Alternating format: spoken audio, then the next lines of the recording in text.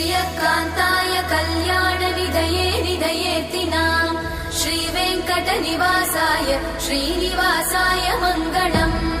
लक्ष्मी सविभ्रमालोकसुभ्रूविभ्रमचक्षुषे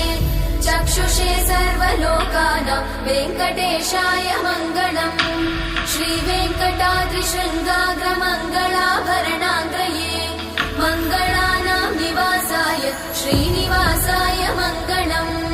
सर्वावयव सौन्दर्य सम्पदा सर्वचेतसां सदा सम्मोहनायास्तु वेङ्कटेशाय मङ्गलम् नित्याय निरवध्याय सत्यानन्दचिदात्मने सर्वान्तरात्मने श्रीमद् वेङ्कटेशाय मङ्गलम्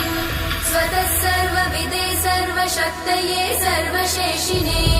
सुलभाय सुशीलाय वेङ्कटेशाय मङ्गलम्।